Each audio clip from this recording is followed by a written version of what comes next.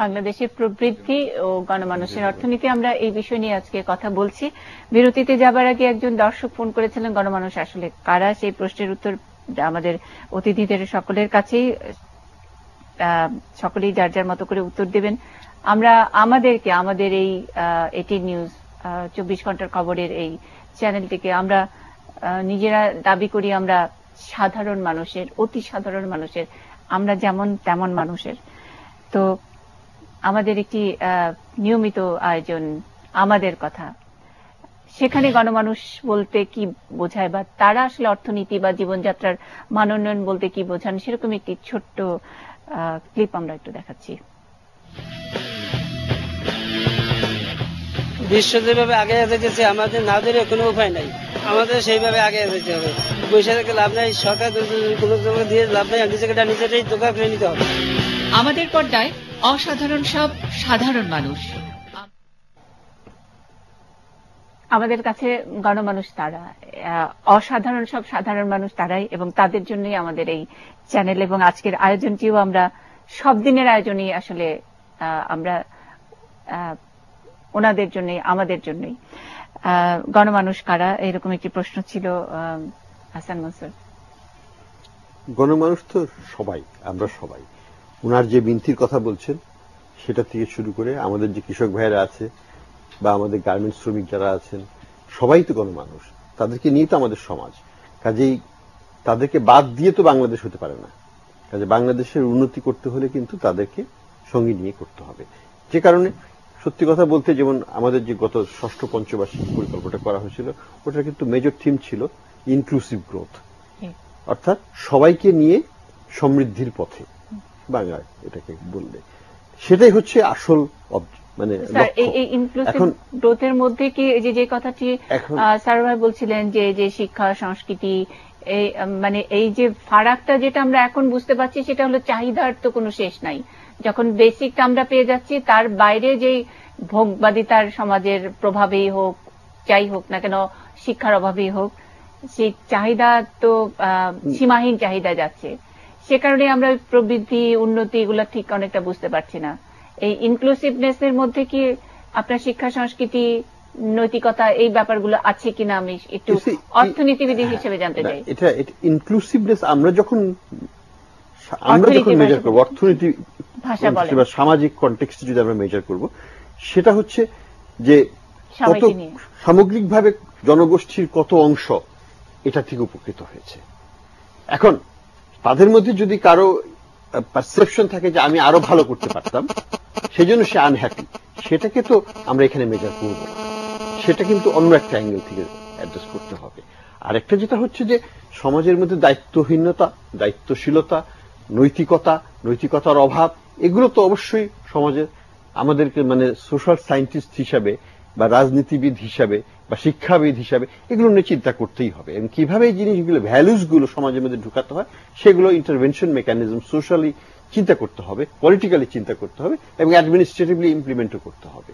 তো আমি সেটার মধ্যে না যেয়ে আমি যেটা বলবো যে আমাদের সরকারের লক্ষ্য হবে সবাইকে কিভাবে কিছুটা হলেও উপকৃত করা যায়। আমরা যখন দেখি, আমি যখন ছোটবেলায় দেখতাম যে যখন কনস্ট্রাকশন, ঢাকাতে আমাদের ছোট একটা বাড়ি ছিল কলাবাগানে, সেটা এখনো আছে, আমরা মিস্ত্রি হায়ার করতাম, যখন ডে লেবারার 3 টাকা করে দিতাম, 3 টাকাতে তখন 300 চাল পাওয়া যেত। এখন আমি যদি হায়ার করি, আমি তাকে 300 টাকা দেব, 300 টাকায় সে হয়তো 8-9 মতো পাবে, 9 সের বা 10 সেরের মতো চাল পাবে, বা কেজি, এখন কেজি হয়ে গেছে সেটা। তো এটা একটা মেজারমেন্ট যেটা একটা ইন্ডিকেট করে যে তার রিয়েল ইনকাম কিন্তু এজ এ ওয়েজ গুড হিসাবে 3 গুণ হয়ে গেছে। এটা নিয়ে কিন্তু কেউ প্রশ্ন করতে পারবে না, এটা সত্য। এবং আমাদের দেশে যেটা সরকার যে পলিসি নিয়েছে, এটা একটা খারাপ পলিসি না, যে কিছুটা হলেও বেসিক কমোডিটি গুলোকে একটা সহনশীল পর্যায়ে রেখে কিভাবে দারিদ্র্যের বিমোচনে সহায়ক ভূমিকা রাখা যায়, এটা একটা পলিটিক্যাল স্ট্র্যাটেজি। এটা সবসময় ইকোনমিক্যালি এফিশিয়েন্ট না। আমি হয়তো ইকোনমিস্ট হিসেবে এটাকে অপোজ করব, সাবসিডিকে হয়তো একটা ইকোনমিস্ট হিসেবে অবজেক্টিভলি অপোজ করা যাবে, কিন্তু সাবসিডির যে সোশ্যাল অ্যাঙ্গেল আছে সেটাকে কিন্তু আবার মেনে নিতে হয়। তো এই ব্যালেন্সিং জবটা হচ্ছে পলিটিশিয়ানদের দায়িত্ব, আর আমাদের দায়িত্ব হচ্ছে আমরা কি এই ব্যালেন্সিং জবটার মধ্যে খুব এফিশিয়েন্ট আছি? আমি বলবো যে রিজনেবলি এফিশিয়েন্ট। আমরা রিজনেবলি এফিশিয়েন্ট, আমরা ভারতের চাইতে ভালো আছি, পাকিস্তানের চাইতে তো অবশ্যই ভালো আছি, এবং আরো ভালো করতে হবে, সেটা নিয়েও কোনো দ্বিধা থাকার কথা না। কারণ আমাদের কিন্তু আত্মসন্তুষ্টির স্কোপ নাই। এখনো 24% লোক, অর্থাৎ 3.5 কোটি লোক দারিদ্র্য সীমার নিচে, এবং আমাদের যে ডেফিনেশন অফ দারিদ্র্য সীমা সেটা কিন্তু $1.90 নয়, সেটা কিন্তু $1 কম। কাজেই দারিদ্র্য সীমাকেও আমাদের পরিবর্তন করতে হবে। এটা পলিটিক্যাল ডিসিশন, একটা হার্ড চয়েস, যেটা করলে আমাদের দারিদ্র লোকের সংখ্যা বেড়ে যাবে, কিন্তু সেটাই কিন্তু বাস্তবতা। আমরা যেটা মেজার করছি সেটা কিন্তু ওই আগের একটা অ্যাঙ্গেল থেকে মেজার করছি। অর্থাৎ আমেরিকার দরিদ্র আর বাংলাদেশের দরিদ্র কিন্তু এক নয়, এবং বাংলাদেশের 70 সালের দরিদ্র আর এখনকার দরিদ্র কিন্তু এক নয়। কাজে আমাদের সময়ের সাথে দরিদ্রের ডেফিনেশনটাকেও চেঞ্জ করতে হবে। বুলবুল ভাই, এটা কি আপনি কি কোনো এটার সঙ্গে কিছু যোগ করবেন, বিরোধিতা করবেন? একজন অর্থনীতিবিদ, তিনি অর্থনীতির ব্যাখ্যাও বললেন যে সরকার যেসব পদক্ষেপগুলো নিচ্ছে বা অর্থনীতির যেসব সূচকগুলো আছে তাতে আমরা ভালো করে, রিজনেবলি ভালো করছি, এবং সমাজ বিজ্ঞানীর একটা চিন্তাধারা থেকেও তিনি অনেকখানি সন্তুষ্ট। কিন্তু সাধারণ মানুষ হিসেবে আমরা যখন হয়তো আপনাকে জিজ্ঞেস করলে বলেন ভালো আছি, কিন্তু আমরা আবার ওই টেলিভিশনের ক্যামেরায় আবার বলি যে দেখেন কি অবস্থা, মানে বাস্তব চিত্র হলো ওরকম। মানে এটা কি আসলে বলার জন্য বলা, আসলে কোনটা ভালো থাকা সাধারণ মানুষের? আমি স্যারের কথার সাথে কি দ্বিমত? স্যারের কথার সাথে স্যারের প্রতি মর্যাদা রেখে কথা বলছি। আচ্ছা, আমি বলবো যে 3 থেকে 3.5 কোটি লোকের এখনো, তারা যে এখনো আমাদের এই দরিদ্র সীমার মধ্যে রয়ে গেছে, এটা স্যার কিন্তু উনি বলে গেছেন। তো আমি সেই সাথে স্যারের কথা বলবো যে শুধুমাত্র গার্মেন্ট সেক্টর তো আমাদের দেশের উন্নয়ন হয়েছে, গার্মেন্ট সেক্টর নিয়ে আমাদের সরকার চেষ্টা করতেছেন, হচ্ছে, এটা আমরা স্বীকার করি না। বারবার এই শব্দটুকু বারবার আসতেছে। আমরা জানি এখানে লক্ষ লক্ষ কর্মসংস্থান আছে, এবং এই কর্মসংস্থান হওয়ার কারণে এখন কিন্তু আমাদের, মানে আমরা বাসা বাড়িতে কিন্তু কাজের মহিলা এখন অনেক সময় পাওয়া যায় না, যেটা আমরা সবাই স্বীকার করব। এটা এটা এটা এটা একটা উন্নয়ন না হইলে তো আর এটা হতো না। কিন্তু আমাদের গ্রাম থেকে শুরু করে আজকের এই, আমি কারণ বাজার বলি বা শহর বলি, সব শহরগুলো পর্যন্ত, শহরগুলো ঘুরলে শুধু নট অনলি কারণ বাজার, আমরা শহরের বিভিন্ন জায়গাটা, বাংলাদেশের বিভিন্ন শহরে গেলে আমরা দেখতেছি যে এই ধরনের একটা শ্রেণী রয়ে গেছে যে তাদের এই উন্নয়নটুকু হয়নি, যারা এখনো বঞ্চিত সমস্ত কিছু থেকে।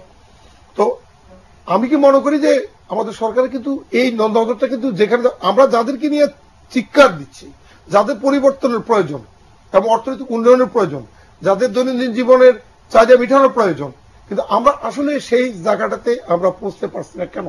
এটা আমার কথা কেন পৌঁছতে পারছি না? আমরা পৌঁছতে পারছি, আমাদের যে সিদ্ধান্তটা সচিবালয় থেকে আসে, আমি আবার চলে যাচ্ছি ওখানে, ওটা আবার অ্যালার্জি নয়, আবার অ্যালার্জি। এটা একটা কারণ হলো, মানে আপনার, আমি প্রসঙ্গক্রমে কথাটা বলছি যে পিএইচডি লন্ডন থেকে পিএইচডি করে আসলেন, উনি সরকারের উচ্চ পর্যায়ের আসনে বসলেন। তিনি সেখান থেকে নির্দেশ করলেন এই বীজ না ফলালে ফসল উৎপাদন হবে না। কিন্তু আমার দেশের কৃষক বলছে না, তা না, আমার ওই ফসল আমার জমিতে বনেলে কিন্তু ওই ফসল আসবে না। ঠিক ওনার ওই ফর্মুলা জারি করতে গিয়ে আমার ফসলের উৎপাদন কয়েকশো টন কমে গেছে। আমি সেই পর্যায়ের বিষয়টার কারণেই বলছি যে আমরা আমাদের দেশে যে পর্যায়ে আমাদের একেবারেই, মানে যারা তৃণমূল পর্যায়ে, যারা যে অবহেলিত এবং যাদের উন্নয়নের প্রয়োজন, আমরা সেটা যতক্ষণ করতে না পারবো, তার মানে আসলে ফর্মুলাটা আসলে দেশজ ফর্মুলা হইতে হবে। মানে যাই বলেন, কারণ আপনি অর্থনীতি, উন্নতি, গ্রোথ যাই হোক না কেন, সেটা কোনো বিদেশি পিএইচডি করা হোক আর বিদেশি ফর্মুলা দিয়ে উন্নয়ন পুরস্কার যাই হোক না কেন, তার চেয়ে দেশজ ফর্মুলাটা আপনাদের, আপনি যাদের কথা বলছেন সে আল্ট্রা পুয়ার, একেবারে দরিদ্রের চেয়ে হত দরিদ্র, তাদের জীবনমানটা কিছুটা উন্নত করবে, সেই কথাই তো বলছেন। সেই কথা কিন্তু সারার ভাই শুরুতে বলছেন যে একেবারে চেতনার মধ্যে যে বাংলাদেশের যিনি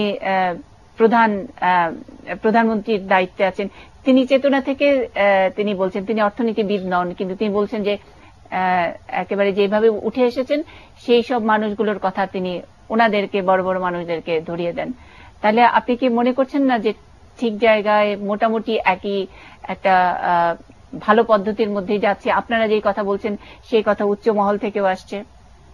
না, আমি সেটা আমি একটু ভিন্ন পর্যায়ে বলতে চাচ্ছি। এই যে শুধুমাত্র আমি তাদের কথা বলবো না, এই যে একবারে ক্ষুদ্র ব্যবসায়ী থেকে শুরু করি, যে আপনি গণমানুষের কথা বলছেন, সাধারণ মানুষের কথা বলছেন, প্রতিটি মানুষের তো কিছু না কিছু কর্মক্ষেত্রের সাথে নিয়োজিত। কেউ ব্যবসা করে খায়, কেউ চাকরি করে খায়, বিভিন্ন এক একজন এক এক কর্মক্ষেত্রে নিয়োজিত।